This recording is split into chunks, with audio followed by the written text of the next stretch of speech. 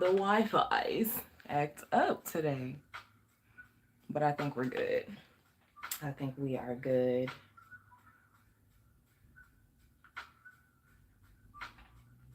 Okay, give me 1 second, guys. Let me make sure I have everything together. We're in a Mercury retrograde.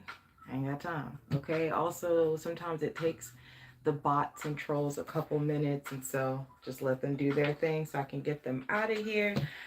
And we're gonna get started because it's kind of late. Um, well, later than I usually do it. It's not really late. Eastern time is 8:46. We are in a. We're still in the. Here's how today's reading's gonna go. Right. I'm going to be tapping into um, the charts today. So I'm going to have the charts to the side of me. So of course, check your rising first, or at least I would suggest that. Um, we are all the signs. You can listen to all of them. Apply it to that house that sign rules in your chart. Um, Today, I'm going to be focusing on us being in Aries season. Happy New Year, by the way. Neptune going into Aries this week. And of course, what happens the day before that is the solar eclipse in Aries, the final one that's going to close off the Aries Libra axis that we've been having those eclipses in. So this is the last one. So I'm going to focus on those things this week as far as the charts, me looking at the charts, the big picture energy, and I'm going to use the tarot to tap into more of the semantical stuff and how this might break down for you in your week or in the next 7 days, you know. Sometimes I don't like to get too like detailed with the dates and stuff or get semantical about that, just because what is time? Time is fluid. We know that. Okay. All right. I think that's it. I did have some downloads, but honestly, the downloads that I have been getting have really been pertaining to Neptune and Aries, and they have been weird. To say the least, very weird. I've been channeling memes. I've been channeling old school songs, pretty aggressive songs. So let me just sit with that energy a little bit. But one thing I do feel like a main concept of Neptune and Aries is doing, action. Okay, Aries is a stark contrast from Pisces. You know, Pisces is up in the ethers. Pisces is very dreamy. Um, Aries is action oriented. So I do feel like, and with this being the 29th degree, anaretic critical degree, this is the end of the zodiac. You know what I'm saying? So this is not just Neptune, you know, moving from Taurus to Gemini, you know, middle of the zodiac. This is the end of the zodiac going to the very beginning of the zodiac. That's crazy. And I just said Gemini too. Hi. Stupid stop motion. Um, you know, so that's a really big thing. Okay, that's a really big thing. Again, this is not just Neptune moseying on in the middle of the zodiac. Like, Neptune has acquired a lot of knowledge and a lot of wisdom, some of which we have not lived in our lifetime because Neptune takes so long to transit, you know. So this is really big culmination. This is Neptune coming out of Pisces. Okay, there's so much that we are seeing. There's so much that I think our intuition has been getting at. And while Neptune is sitting at this last degree in conjunct Mercury, who's about to swing back into Pisces, where Neptune is right now, like, there's so much that our intuition is like, it's becoming very clear now. Okay, so like I said, I want to sit just to feel comfortable with myself. I want to sit more with those downloads I've been getting with Neptune and Aries, because I want to deliver it with more clarity. But I can say that part for sure. Like, it's definitely more action oriented, and is definitely more oh, thank you very much. You don't have to know a lot about it to be here. I appreciate that. It's definitely more about applying a lot of the spiritual shadow work that we've been doing in Pisces. I think that it has to be put into application. Like, it has to be put into action, or it's just going to become too heavy because of the nature of Aries. So all this spiritual stuff, you know, that we've been learning, all the shadow work we've been doing, I think Neptune and Aries is like, okay, boom, let's bring that down. Like, come on, like, let's ground that energy and live it. Okay, so with that being said, it is Aries season, and also happy birthday to the Aries. That means we're going to be starting with Aries. during their season. So let me get the chart up. I literally just had it, and now it always happens when I get started. It's Mercury retrograde. Okay. Calm down. All right, let me do my little timestamps, guys. Okay. Aries, let's go. Again, I want to start with referencing the full moon eclipse because we're still in that cycle. We're in the waxing crescent of that cycle, meaning we are thinking about the things that we need to let go just before we hit this. The next cycle of the moon is going to be the new moon cycle. So this is a release cycle. Okay, so keep that in mind as you go through this week, that we're in the waxing crescent until we get into the new moon cycle, the new moon phase. Aries, okay, Aries rising. You have the Virgo lunar eclipse in your 6th house. There's something that has been very heavy about what you have been doing every day. The 6th house, first of all, Aries rising, your chart is the most natural of them all because Aries is the first sign, you know, so it's just the most default chart, meaning the 6th house for you is naturally ruled by Virgo. I'll read this in just a second.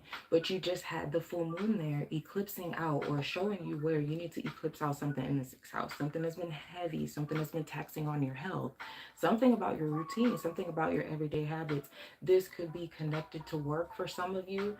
Some of you, it could be connected to children. For some of you, for a lot of you, okay? Because Mercury, what Mercury is doing there, and Mercury is connected to your 6th house. And remember, Mercury was connected to that eclipse that we just had, and it's also connected to this one because it's conjunct Neptune at the time of it, and Neptune the next day is going to go into Aries, excuse me, where Mercury is. Okay, I know it's confusing, it's a lot because all of this stuff is just swinging back and forth between Aries and Pisces. That's where we at with all the energies right now, most of them. And so I think for you guys, there's also big realizations about, I'm sorry guys, I forgot I had the music playing on my laptop today. But I feel like there's a lot of realization maybe about your past, okay, about your upbringing. Something for some of you, there was this programming maybe around being indebted to like family, or I don't know. I really get it as like family, or again, for a lot of you, I get a very specific feminine energy. It could be the very deep influence of a mother or whoever like that nurturer was for you in childhood, right? So you could have definitely been revisiting that, especially with Mars being in your 4th house. Okay, but I do feel like it's a lot about past programming, okay, your mind, the way you think, and maybe that has led you to maybe overworking or feeling like you have to do, or again, you're overworking to support something in your daily life, your everyday life. This could have to do with environments. This could have to do with journeys or short trips that you make every day, or something's too taxing, okay? And I think this solar eclipse is putting the spotlight on you, right? Because the sun is there. It's a solar eclipse, so it's putting the spotlight on you. But again, it's still highlighting the 6th house because of Mercury's influence. So again, we're still eclipsing something from the lunar eclipse. And that for you is your 6th house of everyday habits and routines. Tell me about the new moon for Aries, please. Thank you. Look to the natural world for inspiration. I'm sorry. Your first one was no feeling is final. Everything passed. So that's what you have been working with in the lunar eclipse. Okay, the Virgo lunar eclipse. No feeling is final. Everything passes. You've had Mars in the 4th house, which can be tricky. Okay, it's a private house. You could have been grappling with very tough emotions, okay, that people don't really see, or you think people don't see it, you know. The new moon, though, says look to the natural world for inspiration. That makes a lot of sense because you have a Pisces stellium in your 12th house. So it's like your life over the next year and a half or so is going to be getting a lot more spiritual, a lot more woo-woo. You are going to be reprogramming your subconscious. Okay, because the Pisces house, the 12th house, is a house of the mind, but more so the subconscious, more so connected to like spirit. It's the closest sign to the veil, to the spirit world. Um, I feel like some of you too, I'm hearing wind beneath my wing. I feel like some of you too might be getting a new, you might be getting an idea, because Pisces is about to go back into your 12th house. So you might be pulling an idea from your past that you didn't have faith about, or something about your past programming made you feel like you couldn't do it. So you went into something else and started overworking. Or so you might get an, I don't know, an idea that comes back from your past. Okay.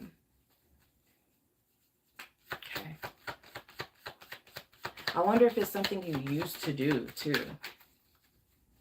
Tell me about how the week might break down for Aries spirit. Okay, the devil in reverse. Okay, that's Capricorn. If it means anything, it's a challenge for Aries this week. Oh my God, the Six of Cups is the challenge. That's the past. So this is coming out very clear. I mean, this is also a health axis. Okay, so if you're doing anything in your sixth house, right, that, you know, could be detrimental to your health, and since it's on the 6th house 12th house axis, you know, it could be detrimental to your mental health, or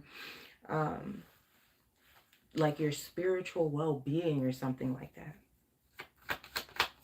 Clarify the guidance for please give me one for Aries. Thank you. The Two of Pentacles, okay, and the King of Swords. So you might have a choice, a decision to make this week with the King of Swords at the bottom of the deck. Let's clarify. King of Wands, the Ace of Cups, the Eight of Wands, Death card, Seven of Wands, and the Hierophant. I really feel like this is you maybe breaking some type of mold. And I wasn't even going to say mold. I was more so going to go with tradition or role, but mold just came out of my mouth. I have Taurus out here, Scorpio as well. Six of Wands, the High Priestess, Pisces now. Leo, Aries, Sag with the Ace of Wands. I feel like there's an opportunity for you, but it does come like you have a choice, like to accept it or not, or to go down this path. So remember I was saying like something from your past could come back. It could literally just be like, because Mercury's going back in your 12th house, it could literally just be that you have something come back into your mind, or come resurface like through your subconscious mind, and it's like a big aha moment. It really helps you do something. The challenge, the Six of Cups, Hierophant, Seven of Wands, and the Death card. And I was getting the same energy with the King of Wands, Ace of Cups, and the Eight of Wands. Like, I feel like you have fought very hard for something, whether it's like to get out of a certain energy that's been heavy, to get away from certain energy that's like, I get the sense of like overbearing or controlling. You have Taurus out here, you have the devil in reverse. And I feel like that thing could try to rear his head this week. But I also feel like you have enough wisdom, and I feel like you've gone through enough. Like Neptune at the 29th degree for everyone in Pisces is like, how fine-tuned did your intuition get during this transit? Because the 29th degree is very mature, right? The later degrees of the sign is always very mature. It has experienced all of the degrees of the sign, as Neptune has. Neptune has experienced all of the degrees of the zodiac. So, this is really about trusting your intuition. I mean, this guidance looks good. Six of Wands, High Priestess, and the Ace of Wands. Another thing, I feel like if there's a fear of being seen, that might be a challenge, something that you might have to overcome, like fighting to be seen, fighting. And I don't mean like fighting like chasing, right? We attract, I understand that, but like not playing yourself small, okay? All right, let's get your wild card. Okay. Wow. This says, yesterday she came back. Wow. Thank you for sharing that. This says your inner voice is not always right. Now, I love and sometimes feel away when that card comes out, because I don't want you to discount your intuition. Okay. I feel like what this talks about is, you know how sometimes you have that voice in your head you know, and you think that that's your voice, you think that's you, your higher self or whatever talking to you like that, that could literally be someone else's programming. And you're dealing with a lot of reprogramming with this Pisces stellium in your 12th house, everything swinging back and forth between your first and 12th house, like really challenging your identity and like who you, how your subconscious is going to play out through you, okay, like through your character, okay, in this lifetime. So if I could just clarify this, your inner voice is not always right. Please don't take that as your intuition. Your intuition is in your guidance, okay? Same to you. Thank you very much. I think this is more so overthinking, okay? I think this is that inner voice that when it speaks to you is not kind. You don't feel good. You feel more confused. Those are the voices that are not ours. Though your own voice, you would not make yourself feel unsafe like that. Okay, so be mindful of that as you move through this week, Aries. Happy solar return. Have a happy solar eclipse if I don't get to speak to you before then. And I hope these messages find you well, are helpful in healing. I will catch you guys in the next one. All right. Going to Taurus. Something feels really fresh about like starting at the top of the zodiac, you know? I don't have to like think about it too much. Like, what sign am I on? Okay, it's pretty default. All right, let me get Taurus's chart up really quickly. Get a little water. That really dried me out.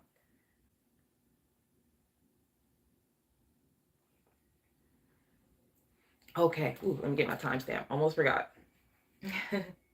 All right, Taurus. Let's start with where you just had the Virgo lunar eclipse, which was in your 5th house. I don't know, I love this storyline for you guys. I just love it. Like, a lot of you guys, I feel like this is coming of age. I feel like this is maturing. I feel like this is like new era, like, you know, new Taurus. Who this, you know?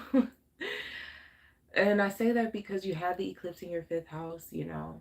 You're still eclipsing stuff out of your 5th house. We're still in that cycle. We're in the waxing crescent. So, you know, this week be mindful of that, that you might be still letting things go before we get to this new moon solar eclipse, the new moon cycle. You could have eclipsed out some habits that just no longer serve you. Again, 5th house can be that. 5th house can be drinking, especially because of the Piscean influence and Jupiter, you know, excessive with Jupiter. Could have been a romantic interest. Could have been things that you did or enjoyed as a child, but you had to eclipse them out again to like grow into something new. So this is more so the big picture energy of like what's going on around you, what's shaping around you. We're going to get into the more semantical energy, sorry, with the tarot. Okay. Your own best efforts are all that's necessary to progress. So that's what you're working through when it comes to that Virgo lunar eclipse portal that we're in, kind of bridging us into this Aries, final Aries eclipse. Okay, your own best efforts are all that's necessary. That's interesting because the 5th house is like of independence, of self, because it's naturally ruled by Leo. I don't know why I said Pisces there too. I don't know why I said Pisces. Maybe because of that 11th house axis. I just realized I said that about your 5th house. That's not your 5th house. Your 5th house is Virgo. But the 5th house is naturally ruled by Leo. So, you know, it's interesting that something got eclipsed there. You know, this could be, yeah, I feel like, again, just eclipsing something out that like may have, yeah, instead of trying harder, try differently. And yeah, so you could have definitely been doing that in the 5th house, especially with the South Node there. Some of you, okay, I'm hearing something. Some of you, I'm hearing trying hard with like a creative pursuit. Okay, and I feel like with the North Node being in your 11th house, again, you are aligning yourself with, you know, the right people to take you, I think, where you actually want to go, in the direction that you actually want to go. This could be course correction for some of you. Again, I know that I see that some of you have been on a like sobriety journey, a healing journey. Okay, some of you could realize at some point this week or have some type of aha moment realization about past groups that you used to hang out with, how maybe that could have, you know, landed you in a certain position or been detrimental to your health or your path. Even certain habits, certain, you know, hobbies that started to become detrimental, certain things that maybe you had to outgrow. Okay, let's see. What can Taurus expect? It's a breakdown this week. The Four of Swords, Six of Cups. So really thinking about the past. Really thinking about the past. This is right on time. Okay, like, because if you could just see your 12th and 11th house, it's cluttered. And that's just because that's where Pisces and Aries is for you, and that's where everything is happening right now. What's the challenge for Taurus this week? The challenge is the High Priestess. Okay, that's intuition. That's connection to spirit. Just the guidance is the Fool. That's Aries. It's also called the Free Man in this deck. King of Swords on the bottom of the deck. Clarify the Four of Swords, please, for Taurus, the Eight of Wands, the Ace of Swords, and the King of Pentacles. So there's really like some heavy review this week. Makes sense. Mercury is retrograde in your 12th house about the past. Mercury's also going to slide back into your 11th house. Okay, there's heavy review about like the alignments, and I think what you need to make happen in order to move forward in the direction that you want. Like, you're really gaining clarity on that. Clarify the High Priestess, please. Three of Cups, the Chariot, and the Ten of Cups. Okay, so I think the challenge is going to be for you, Taurus. You're going to be around new people. Okay, there are new connections to be made. The fifth house, you're still eclipsing. Okay, so don't think that that's over. You're still eclipsing in the fifth house. So there are friendships, and I have to say that specifically because now we have the Three of Cups out here, okay, which is literally about friendships. You have the Ten of Cups out here, and for some of you, it doesn't have to be that you just got bad blood with everybody, you know, you just cutting everybody off. Yeah, everything's not black and white like that, you know. It could be that you have to stop hanging out with this certain friend group because you got to focus on this. You know, you have a goal, you have something that you have to focus on, you've got to go network, you have to, you know, so it could be something along the lines of that. But I see that coming up in the challenge here. I have Gemini, Libra, Aquarius, Cancer, Pisces, and Aries out here. Clarify the guidance, please. Six of Pentacles, the Ten of Wands. Wow. And the Death card. Scorpio just came out too with the Death card. Okay. Clarify the Ten of Wands. Give me one on that. The Five of Swords. Okay, some of you, that South Node in the fifth house, I wasn't even getting it that way, but some of you, that South Node in the fifth house, you've been doing something very, very like grueling and heavy by yourself to maybe achieve something and make something happen. And this could really be about freeing yourself from that burden, okay? Or if it was helping other people to your detriment, okay? Friends, other things like that, or giving your energy to that to your detriment, okay? This is like really releasing any guilt. So now I can see how this ties into the challenge a little bit, with letting go of some of these people who may be, or it's not, you know, letting go, separating yourself, creating some distance, creating some space, whatever it might be. I can see how that might be a challenge because the Ten of Cups is out here, Three of Cups, the Chariot. That is really like feel good energy, or people who at least at one time felt like family, you know, or a soul tribe. Okay, but things are moving quick. You have the Eight of Wands, Ace of Swords, King of Pentacles, like, even again, if it's just you getting some clarity on like the right alignments or the right path that you need to get on, especially when Mercury slides into your 11th house. Last card is confidence can be learned, practiced, and mastered. The fifth house is about confidence too, because it's the house of Leo, and again, that's where you just had the eclipse. So again, you could be aligning yourself with people, groups, associations, a path, a timeline, because the 11th house is that. It's Aquarius energy, that really puts you in this energy, you know. And again, the South Node is not just like horrible and bad. The South Node needs to be alchemized, okay, into a higher vibration that can actually serve you. And so maybe your confidence, whatever it is, can be put forth in this 11th house or something. All right, that's what I have for you, Taurus. I appreciate you guys. I pray those messages find you all are helpful, healing, all of the things. I'll catch you guys when we speak next. Okay. Have a happy eclipse if I don't talk to you before then.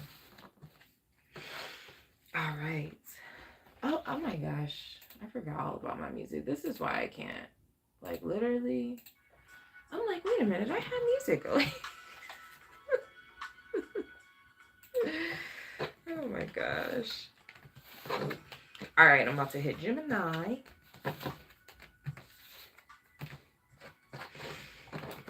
Okay. Let's get your chart up, Gemini. Let me take this chart down. I've been looking at so many charts, so many things. Okay, I just need to like get one chart up here. All right, Gemini. Let me get a little bit of water.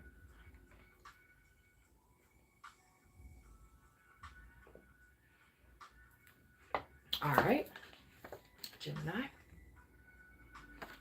Okay, Gemini. With the Virgo eclipse that we are still in, bridging us into this Aries eclipse this week, you eclipse out some things in your 4th house. 4th house is one of the most private houses. It's about your feelings. It's about your actual home. It's about your mother. It's about where you come from. It's about your childhood, your past, your upbringing, things that go on in private in your life. It sits opposite your 10th house, okay? So you could have really been eclipsing some things out there. And wow, you have for your full moon card. So this is the energy that you've been working with through that Virgo lunar eclipse portal. And it says there's always another opportunity to be had. Okay. I like that because, again, like I said, the 4th house can be the past. So you could really be detaching from something that, you know, maybe you could have given up on, something that maybe didn't work the way you thought that it would. I could even get this as like some of your indoctrination growing up, okay? Like really detaching from that, detaching from like what you're supposed to be and maybe creating a new identity for yourself. I also feel like with this solar eclipse in your 11th house, this is Aries in your 11th house, okay? The group, humanity, but Aries is independent. Aries is, you know, the one, okay? So a lot of you could really be setting the stage to like stand out from the crowd, okay? I really feel that, okay? Some of you could be really standing out from the crowd, but again, I feel like because things are touching Mercury at the time of both of these eclipses, things are still, and Mercury's connected to Virgo and Gemini, and Virgo is your 4th house. These things are still a part of the eclipse, I feel, the Virgo eclipse. So things are still being let go of, pushed out, outdated things being alchemized to bridge us further into this Aries solar eclipse.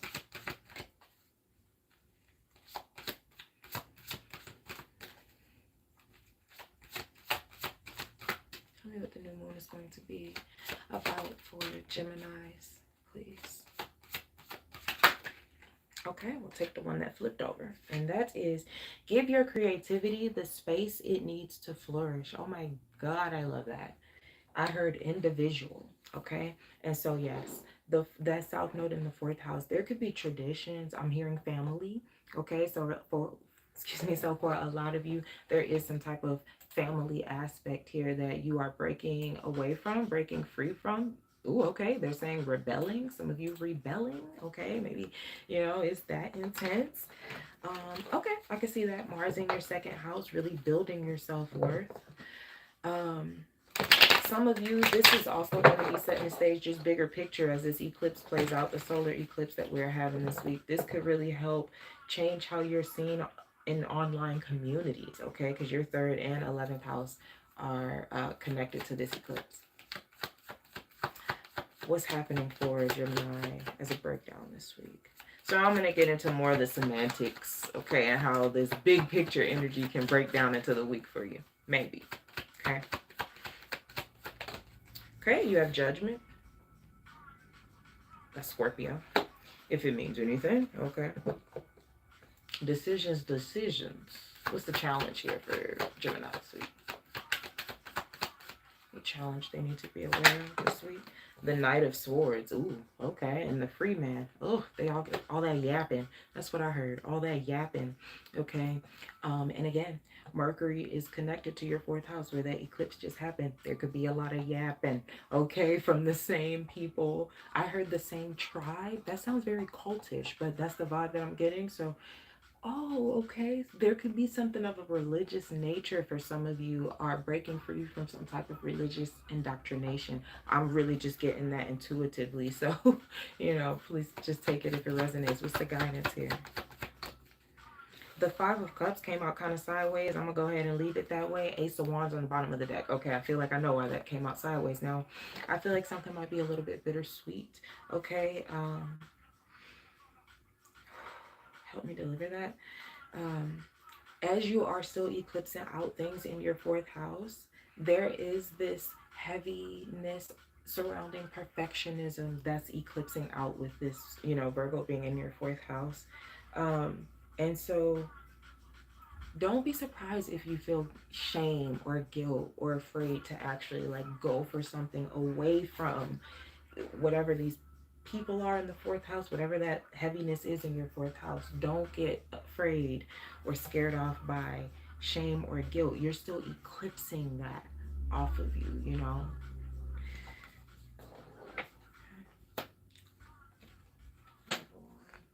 Your swords and the World. Yeah, oh my God, you've been thinking about this. Clarify the Knight of Swords, the 2 of Wands, the 10 of Cups. There it is. It's the family.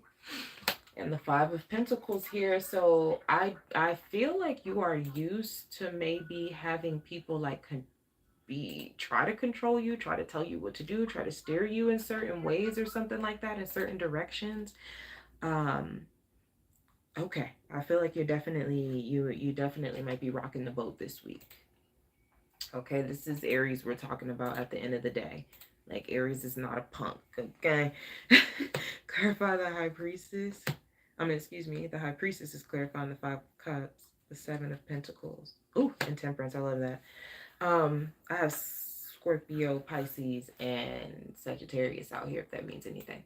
Yeah, I feel like you are going with your intuition. You've been thinking about this for a long time. I feel like some of you, again, you maybe have planted seeds and created a life based off of these indoctrinations or, you know, beliefs from childhood, from your family, from your upbringing. And I feel like some of you want to change course, and I feel like you are going to make a mark. And again, I feel like with this eclipse being in the 11th house, this is like standing out. Okay, so I feel like that could be playing out for you. Again, that's big picture. I feel like that could be playing out for you over the next 6 months to a year, like really standing out from the crowd. But it's going to be because I feel like something about the 4th house has affected how you put yourself out into the world. Maybe not as confident or as dreamy or creative or as free as you want to be, because you've always been overly criticized or criticizing yourself or getting that criticism from at home or, you know, from people closest to you, you know, and that shit can sting. Okay. All right. Last card for Gemini. Oh my God, I love it. Confidence can be learned, practiced, and mastered. I love it. I love it. Some of you might have more opportunities to be in groups, to practice this confidence building away from like the familiarity of those people who have constantly criticized you in your upbringing or in your past.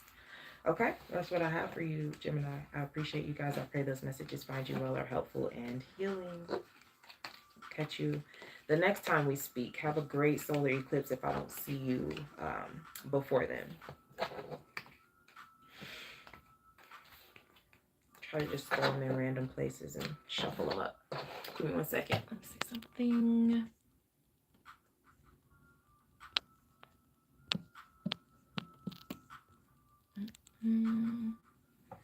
Okay. All right, we're about to get ready for Cancerians.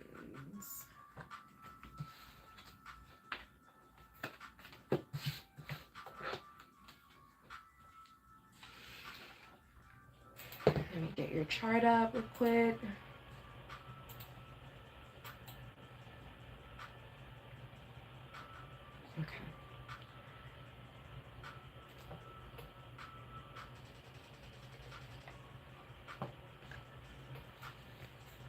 All right, Cancer.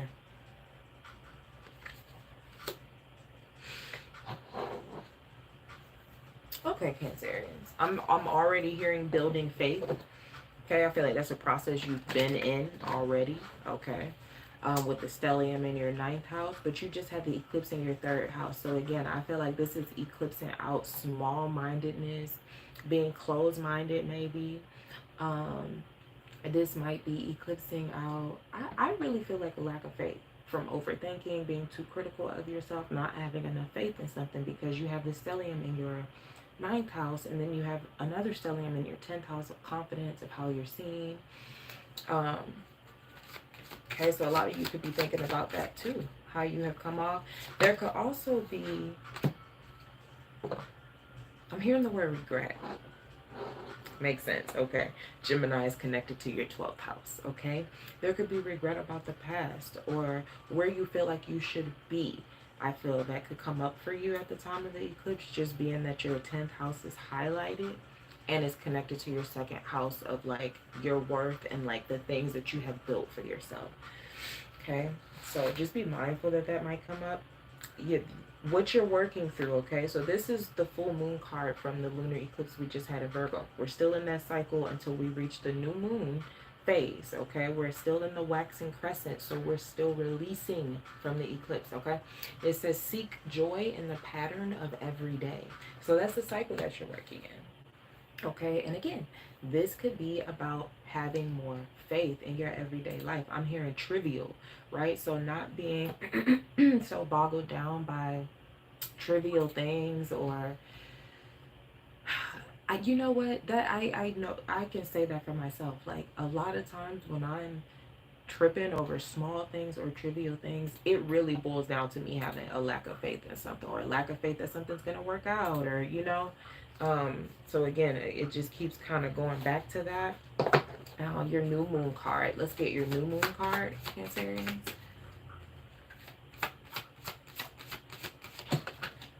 Instead of trying harder, try differently. Okay. Yeah, some of you might be, again, even showing up like maybe in work for some of you a lot different, a lot more confident. But I'm going to say for you guys, like, yeah, again, it could be work, but I think also like your environment, maybe even like your home, things like that. People you see every day or have to connect with often. Okay, I feel like you want your identity to shift with Aries in the 10th house there. Like, I feel like you want to come off more confident. I'm hearing more bold. Could be something that you actually want to be more of.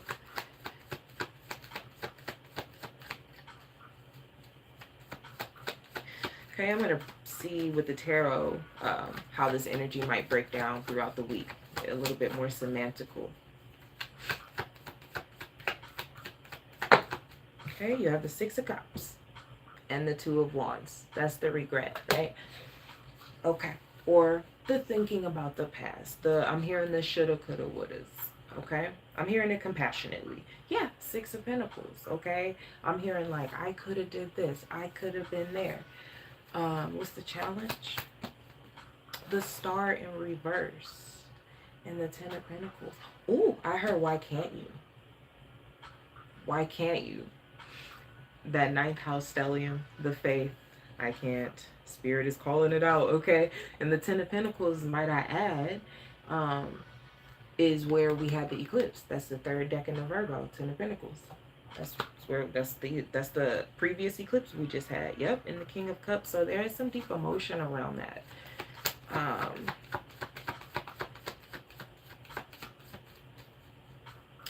They are really coming through. Like, I'm hearing attribute it to your thinking. Attribute it to your thinking. So it's not, you see, okay, the new moon card said is instead of trying harder, try differently. It's not necessarily something that you're doing. This Mercury retrograde is working on houses that are connected to your mind, Cancerians. The 3rd house and the 12th house. 3rd house being the more like everyday, tactical mind. The 12th house being the deeply programmed subconscious mind. it's about your faith. It's about how you're thinking and the stories that you're telling yourself. So the challenge, the star in reverse, is some type of healing, some type of faith, hope, the future. Okay, hope for the future. What's the guidance here? Thank you. It's the Eight of Wands, the Emperor. I heard get moving, get moving. Okay, clarify the Six of Cups, the World, the King of Pentacles, and the Two of Wands. So yes, I see major themes of you ruminating about the past, about maybe stability that you know, are yearning for, that you wish to have in the present moment. Clarify the star in reverse, the Seven of Swords, the Nine of Wands, and the Ace of Pentacles. Again, this is highlighting the thinking, okay? And this is the challenge. And for some of you, it is specifically how you think about money, okay? The Sun, which that's how we get a solar eclipse, the Sun, is also connected to Leo because it's ruled by Leo, and Leo is your second house of what we earn. Again, have acquired for ourselves. So I see a lot of rumination on that, but again, this is the challenge. They are asking you to let it go. Let it go. I'm literally hearing, and I had this download earlier for myself, like life can change at any moment. Literally, your life can be this way, literally at this minute. And you get a notification on your phone or something, and that shit changes your life. Boom, just like that. You're in a whole nother timeline. You're in a whole nother reality. So, you know, I know this can seem very like easier said than done type of stuff when we're talking about the mind and not letting intrusive thoughts win. So I just want to say that. But again, your life can literally change in a split second, and for the better at that. And I think that's what they want you to align more with, is best case scenarios. Okay. Five of Pentacles. Yeah, because what could happen if you keep ruminating in that past energy is that you could become complacent, and that could have been what happened in the past. And it's like when we ruminate on the things that we don't want or what we wish we should have done, a lot of times we end up just doing it again. We just end up repeating it because y'all know what you focus on, it's all about your vibration, right? So it's like, even just thinking about that and ruminating on it, you're not able to be present. You're not able to be present and receive like what was the new info. And the new thing for you is like, your mind is being reprogrammed, okay? Your faith is being upped, okay? All right, what's the wild card here for Cancerian spirit? What's their last card? Okay, wow, okay. Confidence can be learned, practiced, and mastered. I get that too. The Sun, connected to your second house, up there in your most public house, the 10th house. This is about that. Yeah, okay, I'm about to wrap up after this because I'm hearing this song that my son, he listens to, like, you know, little kid songs, you know, the educational songs and motivational songs, and it's this one song that's like, I can really do this, I can do it, I can really do it. And I'm hearing that, and so I don't know if there's like a song from your childhood or something, Cancerians, that just used to pump you up and just used to make you feel like you could do anything. Maybe you need to reconnect with that, okay? Venus is retrograde, really connecting us with things that we truly used to enjoy from our past, and I think really trying to bring that joy back to us. So that's what I have for you, Cancerians. I really pray that those messages are helpful, find you well, or healing in some type of way. And have a happy eclipse if I do not see you before then, okay? Talk soon. All right. Let's get to Leo. It's more.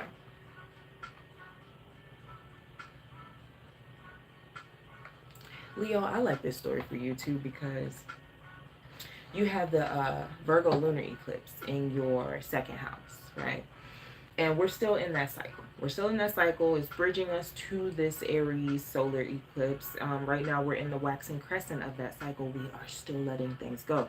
Leo, for you, I feel like you had to detach from things. You maybe even had to detach from some of the things that you felt made you who you are. Okay, and I'm putting really big emphasis on things, okay, assets, okay, and the North Node is in your 8th house. You had to do this to merge maybe with another, to allow maybe help, support, to lean on somebody else's resources. Some of you, and I was just getting this, this is the first time I got this for you guys when I was looking at your chart before the reading, before the live, excuse me. And so some of you could have like left a property of yours. Some of you could have sold a property of yours, could have moved in with somebody else, could be sharing someone else's resources. That alone, I think, takes a great amount of faith. And like Spirit saying, for some of you, maybe like humbling. I don't really like that word, but yeah, I get where Spirit is coming from with that. But the 8th house is also deep. So maybe you traded something in for a deeper experience. You detach from it. Some of you, maybe you did not have a choice. You know, eclipses work like that too. So tell me what that whole eclipse cycle that they're working with right now is about. Please, Spirit. I'm hearing like a church song. I'm hearing like somebody, it's not clear. I'm just hearing someone sing in like a church style. Like a hymn. Okay. Your full moon card. Problems provide opportunities to grow and learn. So that's what you guys have been working with. And so some of you, maybe the lesson or what you have been learning in this cycle, in this portal, is again, to be able to lean on people, to be able to allow yourself help, allow yourself support. Maybe it's understanding that just because you are merging with another, like you don't have to completely lose yourself or who you are completely. Okay. Let's see. What's the new moon energy here for Leo?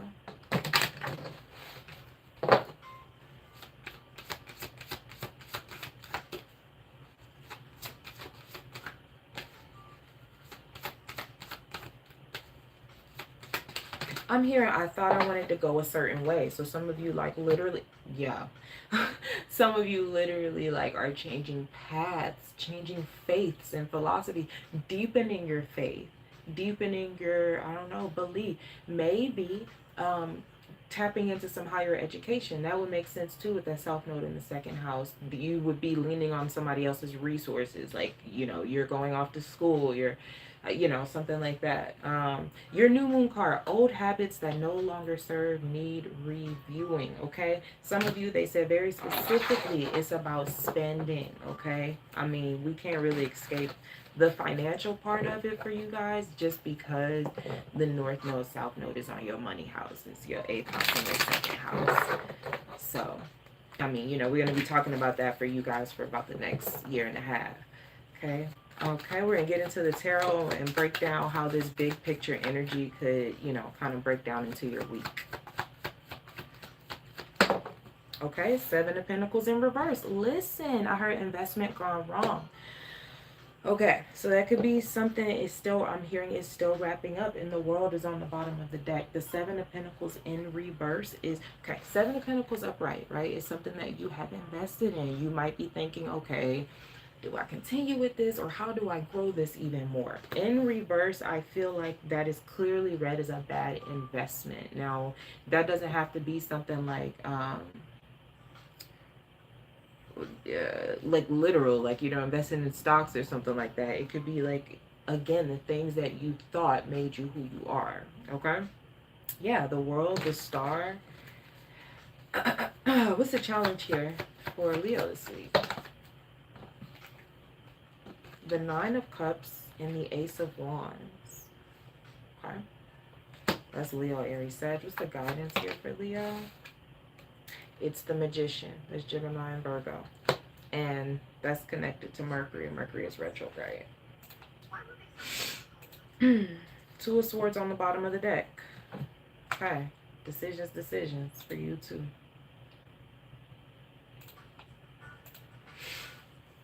Clarify the 7 of Pentacles in reverse, please. The 3 of Pentacles, the 6 of Swords, and the 10 of Pentacles. I'm hearing financial obligations. So some of you, yeah, you're still wrapping something up.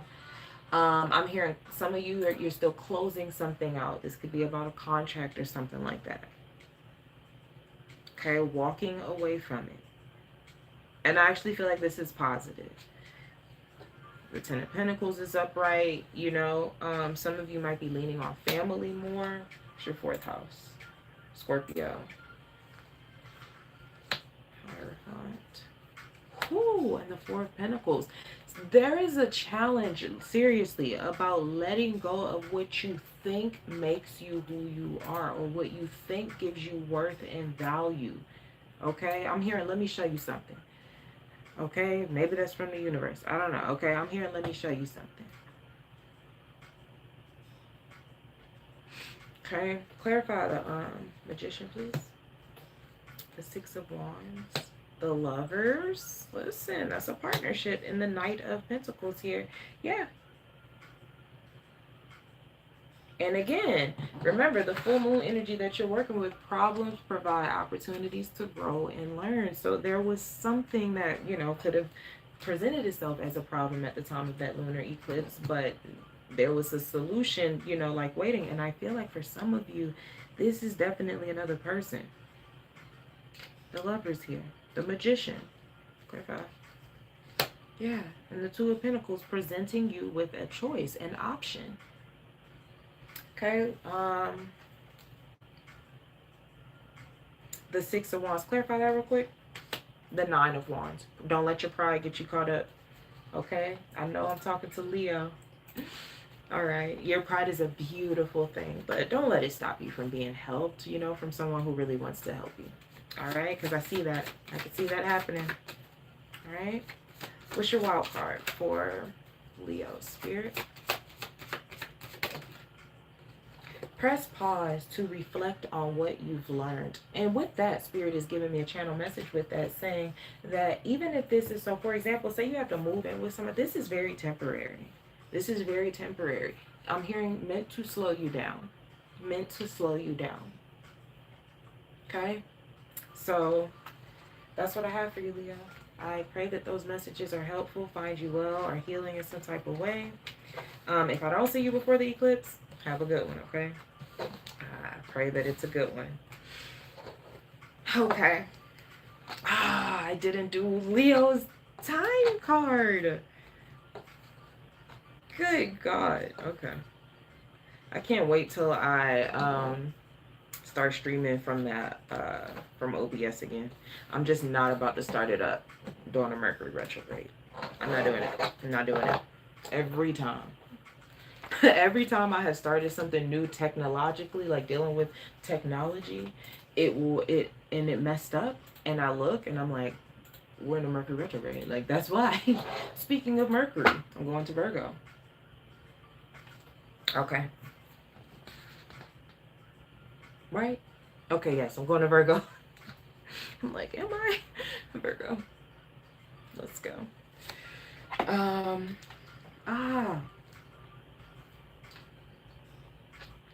You just had the eclipse in you. In your first house. Whew.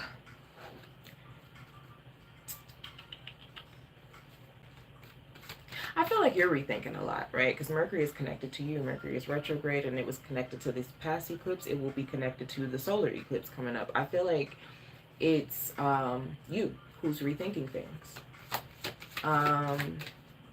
Some of you, I'm hearing the wool, like in reference to, hey, Yellow Rose, I'm trying to do a job change. Okay. I feel like it's in reference to your relationships, okay? The people, all right? I say this because Mercury is about to go back in your 7th house too, and is very close to Neptune. I think it's very important, okay? I think a big picture theme for you Virgos, you have to really watch your idealization of other people. You have to watch putting people on a pedestal. You have to watch treating people or looking at people as if they're holier than thou. Okay? Something with the Neptunian energy could also highlight some of that, where we might have been over idealizing someone. Even could be about the past, right? Because of Mercury retrograding in the 7th house. It could be something that we're seeing from the past, like, oh my God, that's why that happened, because I was, you know, idealizing this person, or put them on a pedestal. What was the last thing? And how you, I say be mindful of this because now Neptune's going to go into your 8th house of intimacy. So, you know, it's about being able to maintain your identity, Virgo. I feel is very important for you, okay? Okay, let's see. Oh wait, I did not put these back. I have to put these back in here and reshuffle. So I'm gonna have all the cards in the deck. I apologize. I got so excited at Virgo's chart. Shuffle real quick.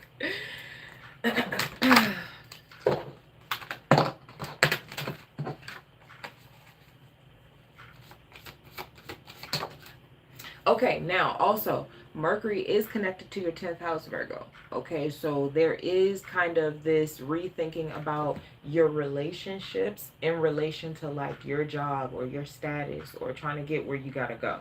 All right, your full moon card says problems provide opportunities to grow and learn. I think I just pulled that for the last sign.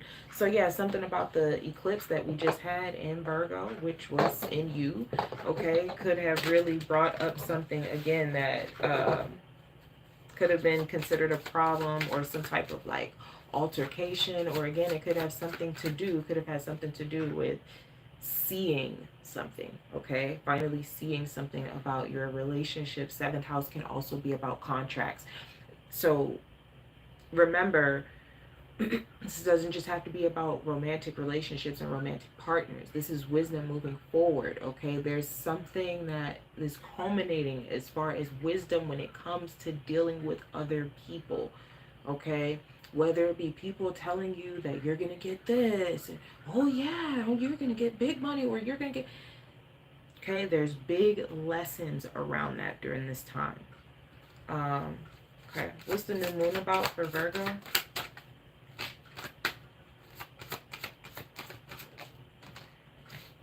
New moon card says, be still and listen. Your heart will hear what it needs. This is the most 8th house stuff ever. And that's where you're having the eclipse in your 8th house, which is very, very deep. You know,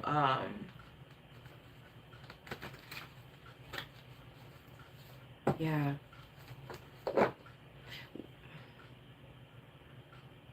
You know, you have been, because the North Node was moving through your 8th house, there was this deepening of your life experience. And you can still be experiencing that, because a lot of times we feel the culmination of these energies once the planet actually, or in this case, not the planet, but the North Node actually leaves the sign. Okay? I'm going to break down how this could play out for you this week. Break down some of these broader energies. What's the main theme for Virgo this week, Spirit? Okay, you have the 3 of Pentacles and the 4 of Pentacles, which is also the 7 of Pentacles. What's the challenge for Virgo? 3 of Pentacles is about contracts, it's about work. The 3 of Wands is the challenge. In the 8 of Wands, something might need for you to relocate or go to it, to travel with the 3 of Wands, or to begin thinking about that. Okay, as a possibility starting this week. What's the guidance here? The 10 of Cups is sideways. All right, so we'll keep it that way as the guidance and clarify it. Oh, okay, clarify this. The Hangman is Pisces. You have Justice as Libra. And the Queen of Cups. Ooh, yes. I feel like I got that 2 ways. Like something falls into your hand, something is given to you, or again, this is like an offer or something with the Queen of Cups. Her hand is out. Justice, the Hangman. I feel like this is something that balances things out for you. And with the Hangman, I feel like it's something you've been waiting for. Clarify the 3 of Wands. The 4 of Wands, the Chariot. Oh my God, and the 6 of Swords. The challenge is leaving what is familiar to you. Okay, 4 of Wands and the Chariot together, that's home. Okay, that's family. because the Four of Wands is home, about home. It's about our foundations. The Chariot is Cancerian energy. That's family. So the challenge is about either traveling, it's about distance, it's about exploration, it's about getting out of your comfort zone or leaving what has been comfortable to you. Okay, so that could present as a challenge this week. It's just a challenge though. We beat challenge. Okay, that's what my son and his teammates say in karate. They say we don't let challenge beat us, we beat challenge. Okay, and that's just all that is. Clarify clarify the 10 of Cups, please. 3 of Cups position. And the Page of Swords here. And I feel like whatever this is, I'm hearing you fit right in. You fit right in. I'm hearing my people. So your people, your tribe could be changing, okay? The 10 of Cups, like I said, was sideways. And then you have the 3 of Cups, Magician, and the Page of Swords. So you never know who you might connect with, okay? I think you, of all people, Virgo, really need to be in tune with your intuition as far as meeting new people or dealing with people in general, because you have a very good gauge, I feel, with Neptune being at the last degree of your relationship house. Which means that it went through all the zodiac signs and it's at the last degree of your relationship house. I'm hearing you know people, okay? So stop ignoring your intuition. Really follow your intuition on these connections that you're making. And use your past, those ones that now you can look back on, because Neptune is finally like revealing the things that your intuition is like unearthing, all those mystical and intuitive feelings you were getting. Like, am I really feeling that? Now Neptune's really like solidifying that. Take that wisdom forward, okay? This one also, because remember, Mercury rules your first house too, okay? So this says park your negative thoughts, work only with the positive. I again feel like this is a testament to your intuition being your guide. Your intuition you don't think about. Okay, park your negative thoughts and only work with the positive. The minute you start overthinking, Virgo, I think you really need to ground, take a step back, do whatever it is that you do to really hear yourself, not the overthinking, the chitter chatter of the mind. Okay, so that's what I have for you, Virgo. I pray that those messages find you well, are helpful and healing. And if I don't catch you before the solar eclipse, if we don't talk again, then I hope that it's a really positive one for you, or brings in positive change, okay?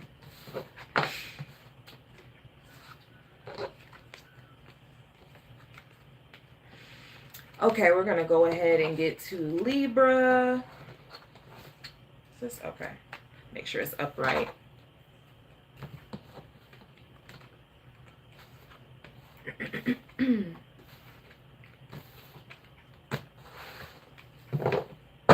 All right, Libra, let me get your chart up for a second.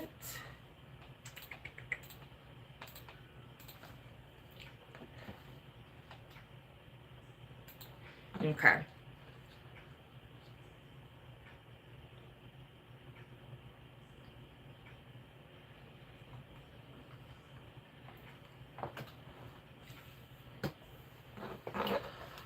Okay, Libra, so you just had, I'll get your timestamp up. You just had the eclipse, the Virgo eclipse, because we're still in that cycle. So I'm connecting that to this Aries eclipse that we're moving into this week. You just had that in your 12th house. That could be of like hidden enemies. It can be of the past. It can be of like your spiritual, mental health, your subconscious mind. Mercury also rules that house for you, and it was connected to the past eclipse. It will be connected to this eclipse, and it also rules your 9th house of the higher mind, faith. Interesting.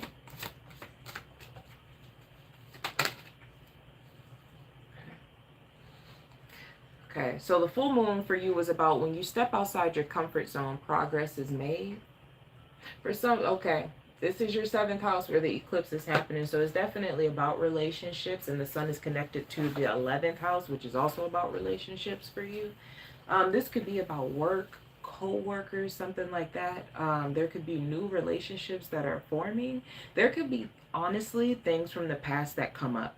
Okay, I'm not even going to lie, because again, Mercury's connected to the eclipse. So there could be something that was connected to the eclipse that actually comes up or is revealed or is clarified, especially with Neptune at the 29th degree.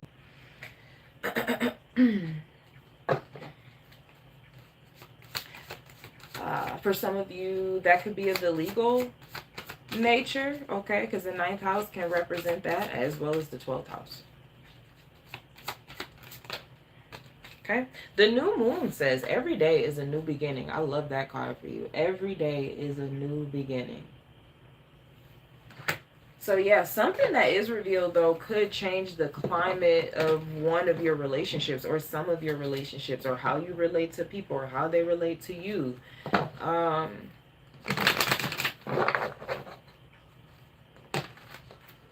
Especially if there's like this quote unquote hidden enemies theme or like, you know, just, I don't know, shady people around you or users, okay, because that can be a thing with this setup that you have, Libras. Because you have a stellium in your 6th house of Pisces. Like there's ease and flow trying to like come into your life, and that's the focus. So anything not contributing to that, yeah. The Lovers here and the 5 of Swords on the bottom of the deck. Hold on.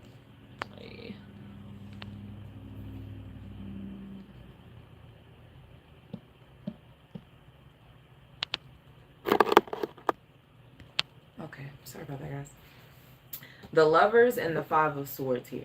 Yeah, and the Knight of Swords. I'm not gonna lie, this feels like some gossip or something like coming back around. Like, I just have to be honest. Okay, I'm hearing, like, you know, it could be trivial. It's something that needs to get out the way. That's what I'm hearing. Something that needs to get out the way. Okay, what's the challenge here? Yeah, okay. King of Wands. I heard very clearly somebody's ego, okay? An ego. King of Wands kind of sideways. Clarifying that is the Sun. I cut the deck. There it is, the confirmation. It could definitely be a Leo for some of you, or again, somebody with a really big ego. Really big personality. What's the guidance here? I really cannot wait to clarify that. Guidance is the Knight of Cups in reverse and the 5 of Swords. So some of you too, I'm not gonna lie, some of you really might be taking a stand or standing up in your relationships, like really not trying to be this nice person, you know, and oh, you know, I just did a TikTok about that, like you just throwing away the good person cloak, right? Which is not to say you're not a good person, but sometimes we wear these cloaks, we wear the cape, right, of being a good person just to be called a good person, not because we actually want to do the thing or because, you know, and it can build up resentment. I feel like your guidance, Knight of Cups in reverse, and what is that, the 5 of Swords here, is like really being honest with yourself, with others, okay? Whether it is about like what you can do, what you're willing to do, your standards, okay? All right, let's get into the clarification. You have the Hierophant, the 5 of Cups, and the Queen of Pentacles here. Yeah, okay. Some of you, yeah, 4 of Cups, High Priestess. Oh my God, and the 8 of Pentacles. I was literally, I'm sorry guys, my son is playing outside my door. I was literally gonna say, for some of you, this is you like overworking, overdoing something, and like you're not getting credit for it. This is what I'm saying, like being very sacrificial, which I experienced as well with the South Node in the 12th house, like being super sacrificial and like, you know, under the guise of helping or like being a good person. And I feel like the North Node in your 6th house is really gonna like teach you how to do that, but in a, I don't know, in a way that doesn't like it's not a detriment to you. Clarify the Knight of Cups in reverse, the King of Swords, the Queen of Swords. Whew. And the 7 of Wands. Either this is you really like getting in alignment with yourself and like I'm saying like really putting your foot down, or you have support. There's support here, okay? Because there's a pair here. King of Swords, Queen of Swords. There's a pair. So whether that's you, like I said, really getting in alignment, Libra, and saying, you know what I'm saying, like enough is enough. I'm standing up for myself. No more Mrs. Nice Guy, Mr. Nice Guy. Or this is support. Okay, King of Swords, Queen of Swords, Seven of Wands, like somebody else, like, yeah, no, that is wrong, or, you know, something like that. Okay. Let's get your last card.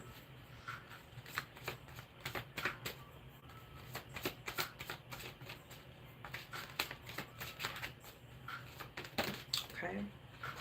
Last card for Libra. It says preparation is always key to success.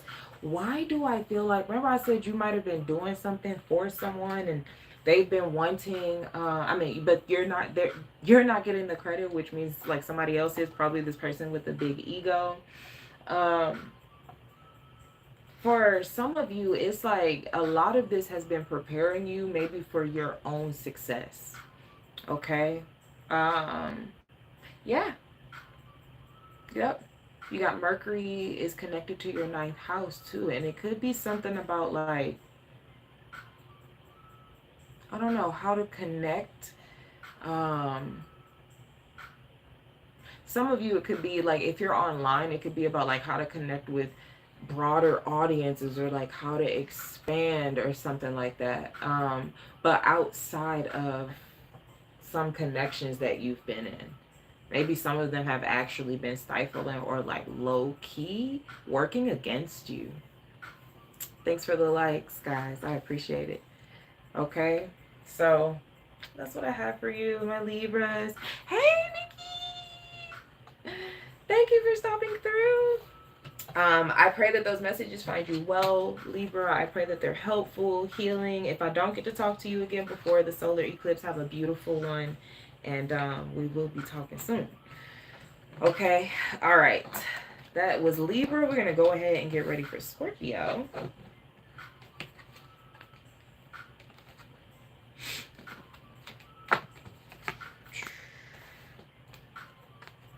Okay, let me get the chart up for Scorpio.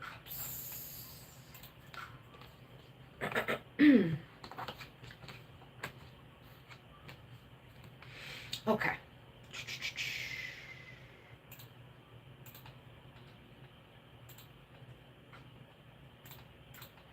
All right, Scorpio.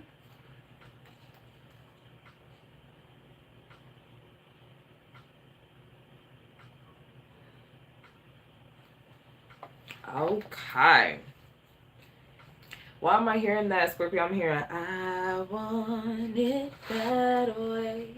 Well, you did just have the Virgo lunar eclipse in your 11th house. Now, with this eclipse out for you guys, and it's still eclipsing out, this is like, the 11th house is humanity. It's the people. Like, you know, it's society. So like with the South Node there, you guys are like, in the North Node in the 5th house, like you are becoming an individual again. You're becoming yourself again. You are, God, there's a word that's coming through. I hope it comes through. I cannot put my finger on it. Some of you could be acting as like a lone wolf. You could feel like that. You're not caring about society's like standards and things like that. And you're still eclipsing, you're still eclipsing those things out. And Mercury is still retrograde, and it was connected to that eclipse. It's going to be connected to this Aries eclipse. So, you know, you're still eclipsing things out connected to groups, associations that maybe you've been a part of, a complete direction in your life, because the 11th house is that, a complete timeline shift because the 11th house is that as well. Yeah. The 8th house, right? You're rethinking the things that you share with other people, your shared resources, okay? That could be connected to a job for a lot of you Scorpios, because this solar eclipse is connected to your work house, the 10th house. Your full moon card, listen to your intuition and then listen again. So, ooh, God, that just hit, because that's what you have been moving through since we had that Virgo eclipse portal. Okay, you've been moving through, I'm hearing sifting through. Okay, so like, what is your intuition and what is not? Okay, what's not yours? And that's why you're eclipsing out of a lot of this 11th house, where there could have been like very intense and heavy influence on your creativity, what you want to do for your life or something like that. And that's why that had to be eclipsed out. Some of you were going in a direction you didn't want to go. Okay, some of you, this eclipse could be a chance to really change direction. Let's see what this new moon solar eclipse is going to be about in Aries for you guys, because that's in your 6th house. Something about your everyday life is shifting, it's changing. This is the last eclipse in Aries. It's changing, it's shifting. Okay, some of you might be going into like entrepreneurship or something too. New habits, okay, that are going to support your new life are going to be important for you, Scorpio. Old habits that no longer serve need reviewing, okay? 6th house is a health house for you. Okay, so I'm hearing this. Your habits have to support this new life. I'm hearing it's coming. Okay, so your habits, the way that you live, whatever it is, it has to support this new life that's coming in, that you have manifested. Okay, the South Node in this 11th house, I really do feel like for some of you is closing out a past timeline or something that you're ready to jump off of. Okay. Okay, 6 of Wands in reverse, Hangman on the bottom of the deck, and the 7 of Wands. Fighting to be seen, some of you maybe. Yeah, the sun is connected to your 10th house. What's the challenge? The Star in reverse and the 8 of Swords. Okay, this could be about a lack of confidence. Yep, the Moon, 8 of Swords, feeling really sensitive. Some of you, you're seeing how like your sensitivities or like some type of overthinking, some type of like emotional, not maybe being in tune with your emotion and your intuition, okay, has brought this about. 6 of Wands in reverse, not getting recognition or something like that. Maybe trying to adhere too much to society and ignoring your intuition. Okay, ignoring your creativity, your individuality. Guidance, 2 of Swords is sideways, 7 of Wands. You can fight for yourself if you want to. Clarify the 6 of Wands in reverse, Queen of Wands, the Page of Pentacles, and the World. Clarify the Star in reverse. Judgment, that's Scorpio. Scorpio again with the Death card. And the 5 of Pentacles. Clarify the 2 of Swords here. 10 of Pentacles, the Chariot. Ooh, and the King of Swords here. This is interesting, Scorpio. Give me a second.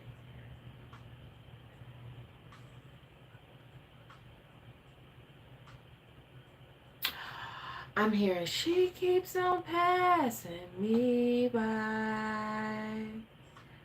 Okay. I feel like what's happening for you this week, Scorpio, is you're deciding to no longer be passive. Like, I'm literally seeing this. I'm seeing stuff just like past us. I'm sitting in someone's point of view and things are just like going by my eyesight and I'm just looking at them. Like, you know, if that's what you're upset about, right? Remember, old habits that no longer serve need reviewing. Listen to your intuition and listen again. A lot of you have been talking yourself out of like what your intuition has been saying is true for you, is true for your journey. And maybe it's because you've been trying to merge into that 11th house, you know, but now the South Nodes is there. So like take that as permission to eclipse whatever that is not serving you as far as groups, associations. Some of you, it's a job. Okay, some of you, it is work because your work houses are involved in this. It's really seeing like what is the intuition been screaming. It's something about your creativity as well. Okay, some of you, something might also be changing with your children in order to support the new life. Okay.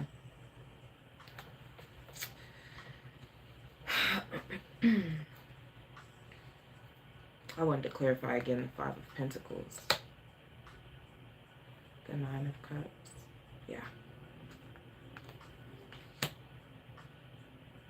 And the Knight of Pentacles again. Okay. So some of you, there might be an opportunity presented again. Or remember, I was hearing passing me by, passing me by. These things are constantly. So what Spirit is saying, oh my God, it's like, okay, when me and my son went to Disney World, there's this ride, right? This ties in, okay? And then I'll get your wild card and we're done. there was this ride where it was like it just kept moving, it kept rolling. You had to like find a way, you know, you had to find your way to get in, to jump onto the ride and get into the buggy, because it doesn't stop, it just moves. That's what I'm seeing. Spirit is saying like these things are constantly, they're constantly there. Whatever these things are that you desire, that you want, they are constantly like passing by your window. It is just about like getting on the buggy. Like, are you ready? Like, I don't know, that's what Spirit is saying. Like, it's just a constant merry-go-round. Like, are you ready? Are you ready to get on the ride? Like, that is what is happening. So I don't know, Scorpio, for you, a lot of this might be in your hands this week. Aries is in your 6th house, and that's about your everyday life, and everyday life affects pretty much everything. So, and Mars is in your 9th house. Mars rules you. You have connection to Aries through Mars. So it's like, and the sun is also exalted in Aries. So I feel like there's a lot more in your control than out of your control this week. I feel like everything about this week is going to be asking you to get on the ride.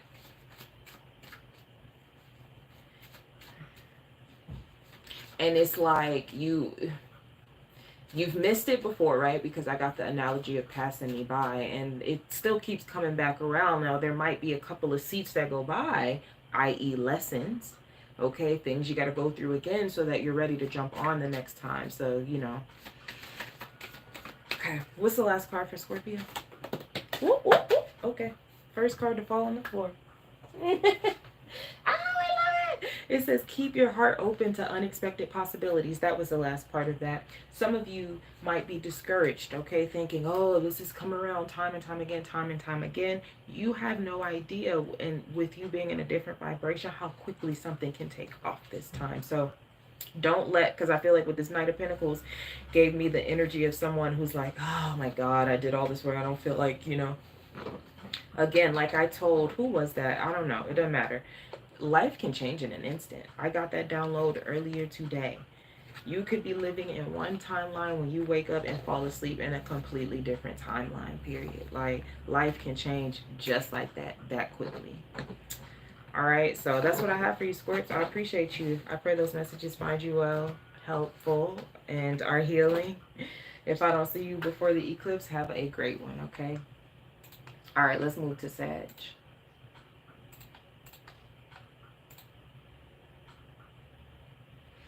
Okay.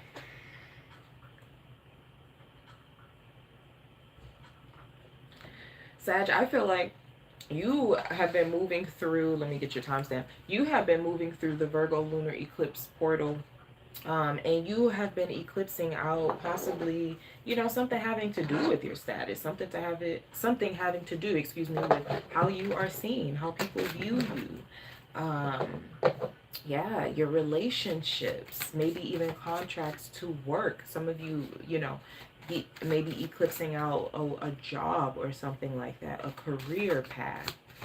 I could really see that, closing out a contract, rethinking a contract at this time.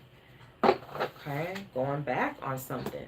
Okay, it says when your fortune is good, share it. Okay, so it could have been something that you were working through, excuse me, with the full moon. See how that connects to this Aries new moon that's coming up for you guys, which is going to be taking place in your 5th house. So the Aries solar eclipse is in your 5th house of play, dating, creative endeavors, entrepreneurial endeavors.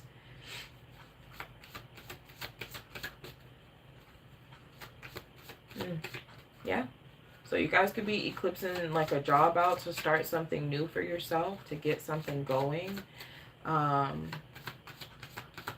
of you could be doing something from home with that Pisces stellium too. Your new moon card, when you ask for help with an open heart, it will come. Okay.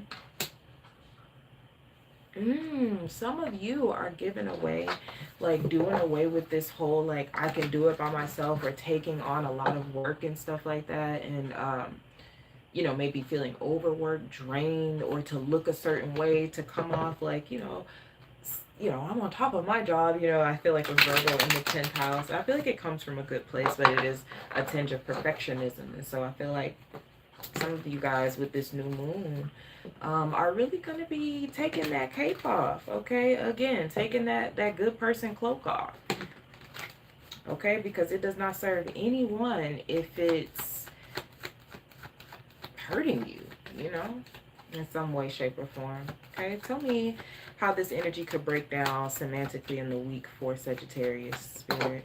Oh, I love when that happens. The Temperance card. That's Sagittarius. Oh my God. And the Knight of Cups. Ooh, okay. I like. What's the challenge, though? Let me see. Page of Swords in reverse and the Ace of Cups. Okay. So you could actually get some support, some of you, this week. And it could, like, renew your faith or restore your faith in people or friends or something like that. Or your children. Yeah, Ace of Cups, Ace of Swords. I feel like you could get some assistance. Some people who are helping you, literally. When you ask for help with an open heart, it will come. But the challenge is the Page of Swords in reverse. Will you open up your mouth? Because you know what they say, Sag. Closed mouths do not get fed, okay? The King of Wands is your guidance. Seven of Cups. Here, let's clarify. Temperance. You have the Eight of Wands, another Sagittarius card. The World and the Sun. I heard you've been on go. You've been on go.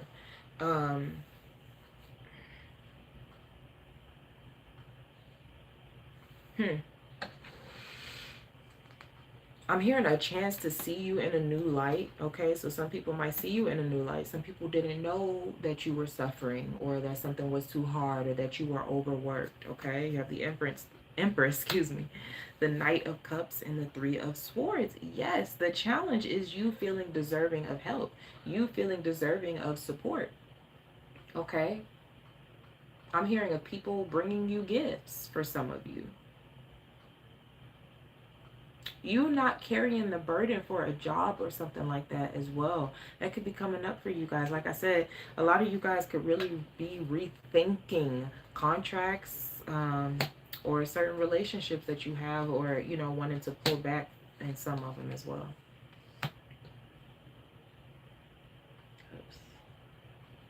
Oh, I heard, what have you done for me lately? That plays into the theme. That really plays into everything that came out here. When your fortune is good, share it. Oh my God. Okay. So some of you with that eclipse, okay, because I wasn't sure how this was connecting with that Virgo lunar eclipse that y'all had in the 10th house. Some of y'all, this is that you were thinking like, dang, every time that I, you know, I give freely, I give selflessly, and, you know, etc., etc. And so a lot of you have been ruminating over this, about how, because this doesn't just have to be about things, your fortune, you know, just how freely you give of your time, your energy, your service to others. I feel like you have been thinking about that. And maybe the lack of reciprocity, but also being able to say, hey, I need help. Hey, can you do this for me? Hey, you know, can you support me in this? Hey, can I lean on you for this? Okay. So let's get your wild card. Okay. Okay. It says, consider the advice of a friend, but make your own decision. Consider the advice of a friend, but make your own decision. And that's crazy because you are having the solar eclipse in your 5th house. Oh my God. You know what? Some of you, there could be some advice or guidance from a friend, or and it doesn't have to be what's the word I'm looking for? Bad. Okay, I'll just say bad. It doesn't have to be bad or negative. But especially if this is a decision in reference to a contract or your career, because Mercury's retrograde, and both of those are connected to contract and career houses or relationship houses that deal with your work. It has to be your decision at the end of the day. That's something that can't be weighted, or that decision can't be put on someone else's shoulders, or, you know, I mean, again, consider the advice of a friend, but make your own decision at the end of the day. All right, because the North Node is in your 4th house, how you truly feel. So that matters for you, Sagittarius. Okay, I appreciate you guys. That's what I have for you. I pray those messages find you all are helpful and healing. If I don't see y'all before the eclipse, have a great one, okay? Alrighty. Get into Capricorn, Aquarius, and then Pisces.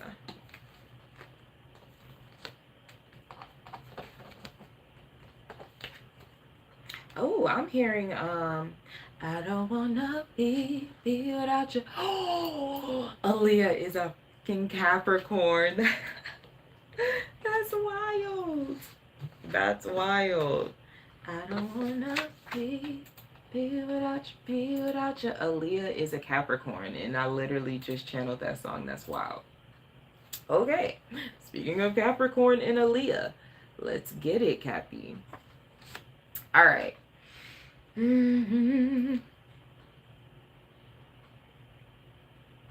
Okay, Capricorn, so you just had okay, I'm getting this a little bit different for you now. You just had the eclipse, because we're still working with this Virgo eclipse cycle, because we're in the waxing crescent of it, so we're still letting things go as we lead up to this Aries solar eclipse. I feel like you have eclipsed a lot of this, like, existential thinking, which could have really been, it's not a bad thing, but for you with the South Node being there, it could have really been about like doom and gloom and like thinking too far about the future and like really psyching yourself out. So I feel like with the North Node, it's time to get like more into your, I want to say like out of your higher mind, but it's like you have Pisces in a house of logic. You know what I'm saying? So it's not so much for you about these big, grandiose, like big picture things. I think you are kind of focusing on the details, but in a Piscean way, right? You know, because the South Node is still in Virgo. Let's see what you have been working on though with that Virgo lunar eclipse portal that's bridging us into this Aries eclipse. Okay, when your fortune is good, share it. That is crazy, yo. I literally put it in the middle of there and shuffled up, but hey, that's what came out. When your fortune is good, share it. Okay, let's see what you're working on with the new moon solar eclipse, which is going to be taking place in your 4th house of family, how you truly feel. Okay, your home, literally like your home life. Some of you could be moving at the time of this eclipse, or 6 months to a year after. Look at this.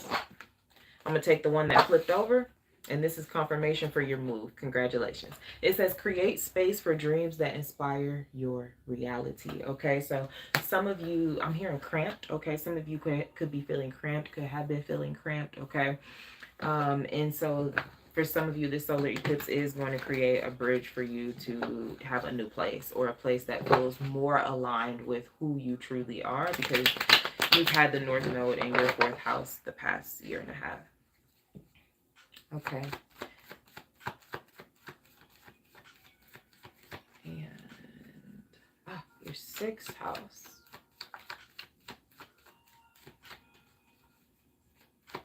There could also be some ways that you are rethinking like how you communicate in your everyday life, like with the people around you as well. Making sure, you know, maybe being more thoughtful in how you communicate as well, Capricorn. I am kind of getting that. Okay. So you have the Wheel of Fortune as a big theme for you this week. What to expect? What's a challenge for Capricorn? You have the 7 of Wands. Okay. Oh, and the 10 of Swords. I'm hearing lashing out from a hurt place. Okay. Yep. Because Mars is going to square Chiron too. Well, it's going to be coming up. And Mars is in your relationship house. Chiron is in your 4th house. Okay. Clarify the guidance here for Capricorn, please. Temperance sideways, okay, with the 5 of Swords here. Oh my God, I'm hearing everybody's not out to get you, okay? So this could really be healing some type of paranoia as well. I'm not going to lie. I'm hearing obsessive thinking.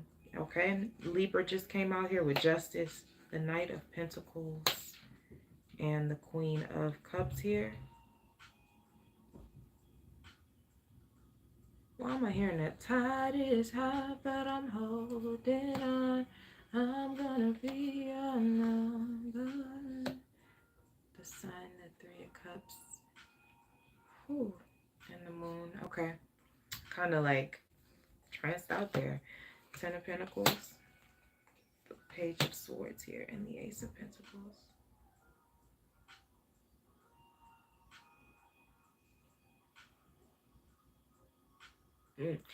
Some of you, I'm kind of getting similar energy to Taurus, this like maturing energy, this whole energy of like, don't sun me. Okay. I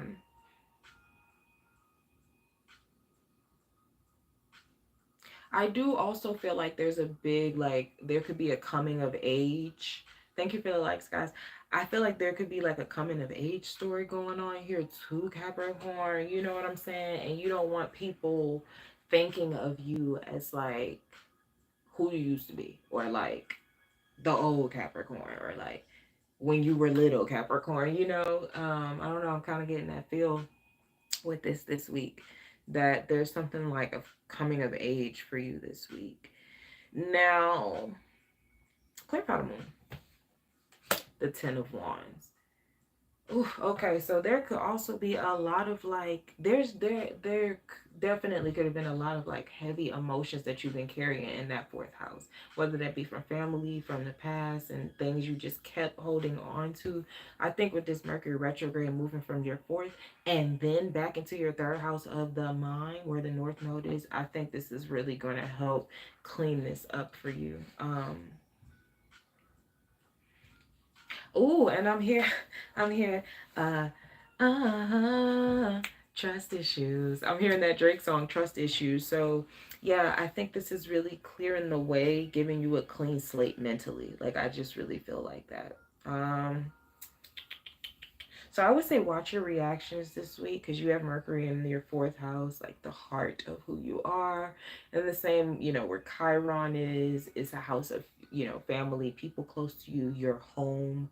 So, you know, just be mindful. I'm hearing, you know, be mindful of snappiness, because there could be triggers. But again, I do feel like this is a big coming of age for you type of thing. And for some of you Capricorn risings, I do feel like next 6 months to a year, you could be in a new space entirely that, again, it creates space for dreams that inspire your reality. So you actually feel more aligned with the new space. But there could be something that you need to wrap up where you are right now. Okay, so last card for Capricorn is park your negative thoughts and work only with the positive. Bury it. That just put a nice little bow on your reading, Capricorn. So that's what I have for you guys. I appreciate you. I pray those messages find you all are helpful and healing. If I don't talk to you before the eclipse, have a beautiful one. All right, Aquarius.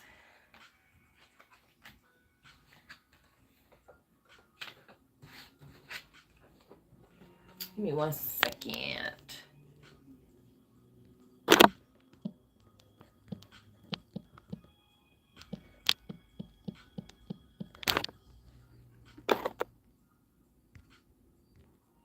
Okay.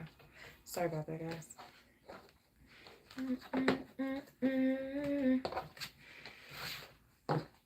Okay. Okay, I just got Aquarius's chart up there. I'm like, wait a minute, did I just do Aquarius? Okay. All right, cool. Let me get your card up, Aquarius. All right, let's see.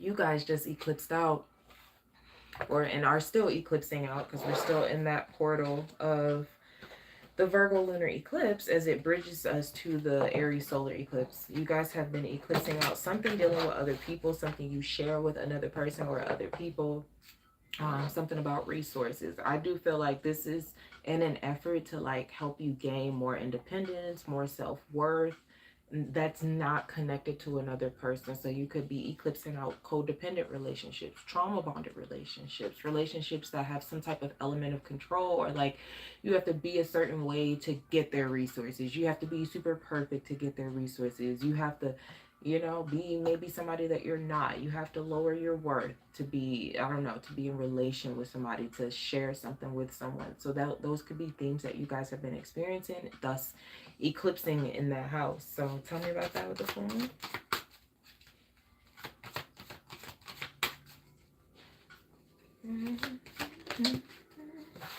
There's two. Okay. No feeling is final. Everything passes and you are enough just as you are, exactly. And that's why that eighth house had that eclipse there for you, because the eighth house is about you and other people intertwined. Second house is you, okay, and what you have built for yourself.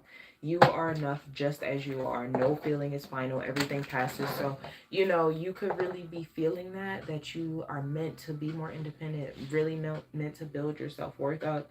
And also that you know, you could be feeling a little sensitive about it as well. But understand, again, no feeling is final. Everything passes. What is Aquarius to expect with the solar eclipse in their third house? Okay. Third house is about, you know, local communities, your community, your environment. Mark each day's end with gratitude. So I feel like this is, you're coming into a life, this eclipse is creating a life that you enjoy, that you are grateful for and thankful for every single day. Okay. And I feel like start saying that now. Okay. Start saying affirmations that are in alignment with being grateful and thankful every day. Okay, what can Aquarius expect as a breakdown of this big picture energy this week? The Empress and the Seven of Cups. Okay, some of you are seeing yourself in a different light. Some of you are seeing more possibilities away from this person, or away from, I don't know why I said person specifically, so some of you it might be a person, or away from something, again, that keeps you intertwined or having to be dependent in some way, shape, or form. What's the challenge here?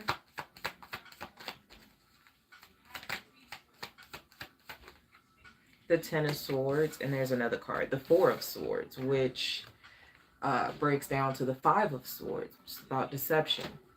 Oh my God, and the Five of Swords is at the bottom. Yo, I cannot. Okay. Thank you, Spirit. What's the guidance?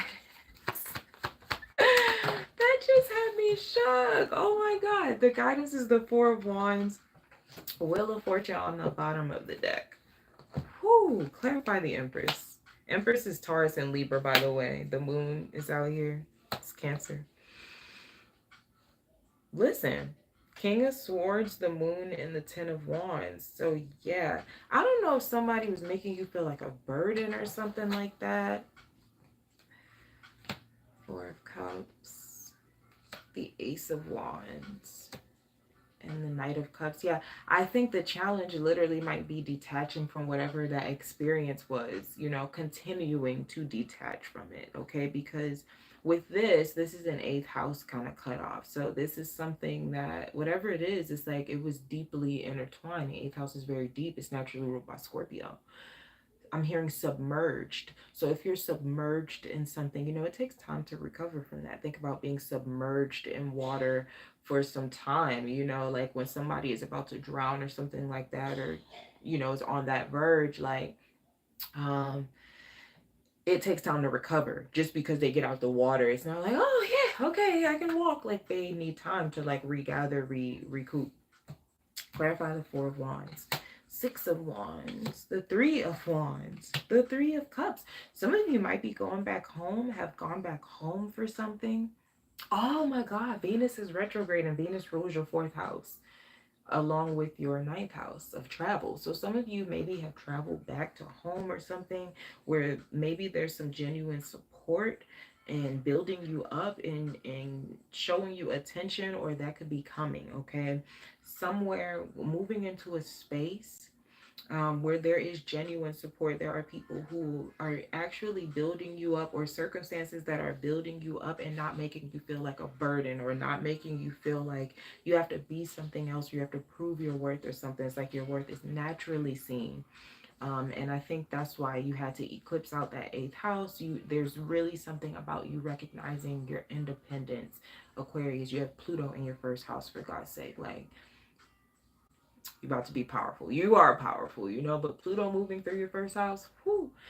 Okay. Let's get your last card. Let's get the wild card for Aquarius, Spirit. Okay, thank you.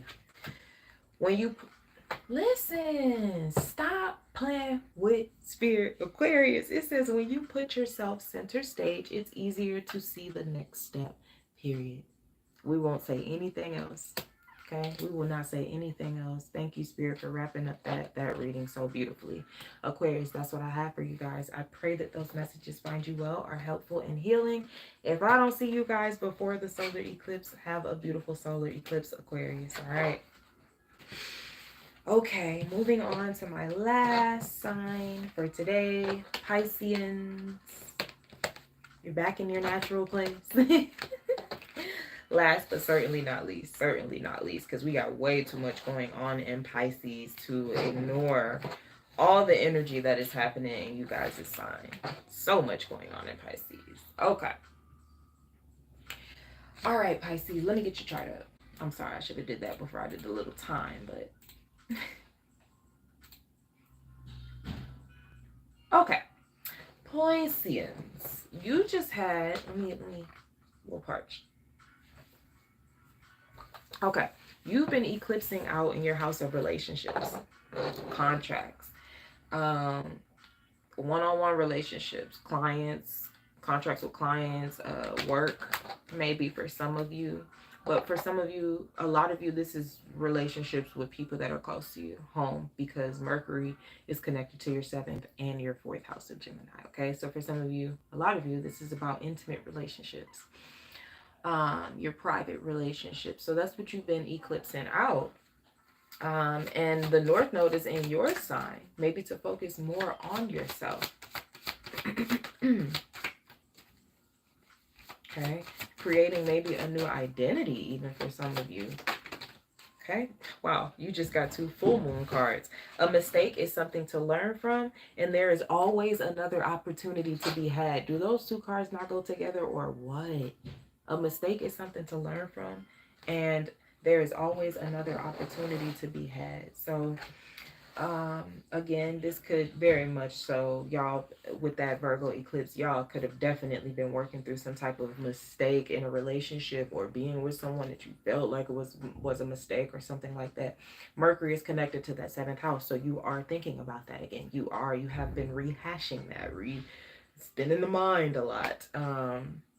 And with Neptune at the last degree of your first house, you know, it could be, I don't know, maybe you were seeing how like you could have lost yourself in relationship with other people. Okay, because you're about to have this new moon in your 2nd house of self-worth, the things that you build for yourself, you know, that kind of add to that self-worth and how you feel about yourself. Okay, your new moon card, mark each day's end with gratitude. Yeah. Some of you might be coming up, like coming into more abundance. The Empress and the Wheel of Fortune, as I say that. Okay, let's break this big picture energy down into more semantical energy that might, you know, play out for you this week. Okay, so you have the 3 of Pentacles and the 8 of Pentacles. What's the challenge here? The 3 of Wands. That's your 2nd 3, by the way. So for some of you too, there could be something that requires you to maybe travel, or I'm kind of getting for you, maybe be even more open-minded. It's the guidance. Please give me 1. Those came out weird. I can't take them. Thank you. Page of Wands. Bottom of the deck is the Fool, i.e. the free man in this deck. Clarify the 3 of Pentacles, the 4 of Cups, the King of Cups, the Knight of Pentacles here. I'm hearing stalemate. Yeah, something was not, even though something could have taken a lot of time, you put a lot of time and effort in it, you know, you could really feel this week emotionally disconnected from it. Or if you already disconnected from it at the time of the eclipse, right? Because a mistake is something to learn from was the card that came out for the previous eclipse for you. You could be, you know, thinking about it. If you already eclipsed it out, you already, you know, broke it off, whatever it is, you could really be thinking about like how the emotional disconnect, you know, how long that's been there, or just seeing things clearly with Neptune about to make this major move into Aries. Eight of Swords, the Knight of Cups, and the Two of Cups, exactly. So your challenge is definitely going to be moving on this week. Okay, I see that presenting, it could be a possible challenge, right? But more so about you constantly thinking about whatever this past relationship is. Yeah, the Hangman clarified that. So yeah, you thinking about it. Okay, clarify the Page of Wands, because the Hangman is Pisces if you don't know. Three of Cups, the Empress. Ooh wee, and the Lovers. You have so much more to look forward to. You have so much more to look forward to, and that's where they want you looking forward. That is your challenge for this week, Pisceans, is to look forward. Okay. Yeah, Venus has been retrograde for you guys. Maybe there's been people from the past, because Venus rules your 8th house, people you used to share things with, and your 3rd house of communication. Okay, but this guidance here is saying to look forward. There's much more to look forward to in front of you than behind you. Okay, last card for my Pisceans, please. Every creative dream needs practical planning. Every creative dream needs practical planning. And that's crazy, because practicality can be attributed to Virgo, right? Whereas creativity can be attributed to Pisces, and we were on that axis for the last eclipse, and that's been in here. Give me one card on that. The Star just clarified that. Yeah, I think again, I think that plays into it. The challenge, I think this plays into the challenge of the guidance is to move forward, is to move on this week. Okay, we need to lean into the healing, into the not the future to take you out the present moment, but to know that there's better coming. Okay, and I think maybe being practical about whatever these relationships are that you've eclipsed out, or are working on doing that. All right, so that's what I have for you, Pisceans. I do pray that those messages find you well, are helpful and healing. If I don't catch you guys before the eclipse, have a great one. That concludes our reading for today, guys. I appreciate you all being here, and I'm going to close out all this energy, but you guys enjoy the rest of your Mars day. Yes, and I will catch you guys soon. Bye.